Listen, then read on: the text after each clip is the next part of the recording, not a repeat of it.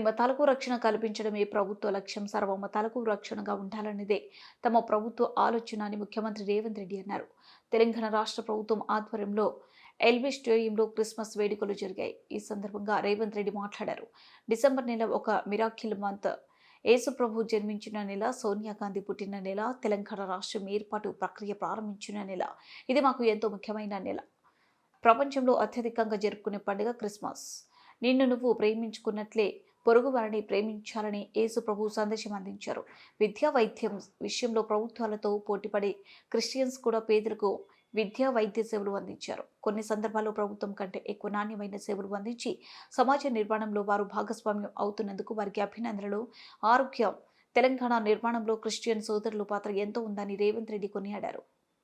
పండుగ ఈరోజు ప్రపంచంలో అత్యధికంగా జరుపుకునే ఉత్సవం ఏదైతే ఉందో అది క్రిస్మస్ పండగ అని చెప్పి మనందరం కూడా గుర్తించవలసిన అవసరం ఉన్నది. ప్రభు ఒకే మాట చెప్పిండు, నిన్ను నువ్వు ప్రేమించుకున్నట్టుగానే నీ పొరుగు వారిని కూడా ప్రేమించమని. ఇందులో సంపూర్ణమైన సందేశం ఉంది. మానవ సేవనే మాధవ సేవ అని ఏ విధంగా అయితే ఉన్నదో, సర్వజన సుఖినోభవంతు అనే సందేశం ఉన్నదో, ప్రభు ఇచ్చిన సందేశంలో నిన్ను ప్రేమించుకున్నట్టుగానే నీ పొరుగువారిని ప్రేమించు అనే సందేశంలో అన్ని అంశాలు సంక్షిప్తమై ఉన్నాయి. క్రిస్టియన్ సమాజము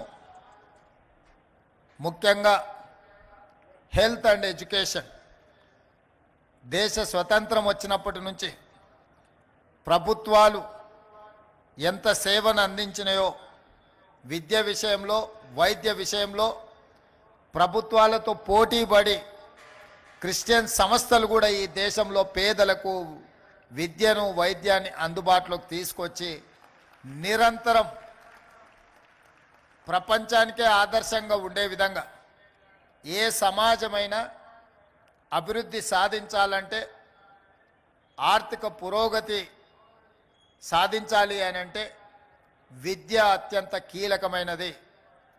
ఈరోజు మీరు ఎక్కడికి వెళ్ళినా, ఏ ప్రాంతానికి వెళ్ళినా క్రిస్టియన్ ఎడ్యుకేషనల్ సొసైటీస్ అందిస్తున్న సేవను ప్రభుత్వంతో పోటీపడి అందిస్తున్న కొన్ని సందర్భాలలో ప్రభుత్వంలో ఉండే విద్యా సంస్థల కంటే కూడా క్రిస్టియన్ సంస్థలు నిర్వహిస్తున్న విద్యా సంస్థలు నాణ్యమైన విద్యను అందిస్తున్నది. నిష్ణాతులైన విద్యార్థులను ఒక బాధ్యత గల పౌరులుగా తీర్చిదిద్ది ఈ సమాజ నిర్మాణంలో వారు భాగస్వాములై ఆదర్శంగా నిలబడ్డారు. వైద్యం విషయంలో కూడా ప్రభుత్వం అందించలేని వైద్య సేవల్ని అటవీ ప్రాంతంలో, తండాలలో, గూడాలలో, మారుమూల పల్లెల్లో పేదలు, అత్యంత నిరుపేదలకు వైద్యాన్ని అందుబాటులోకి తీసుకొచ్చి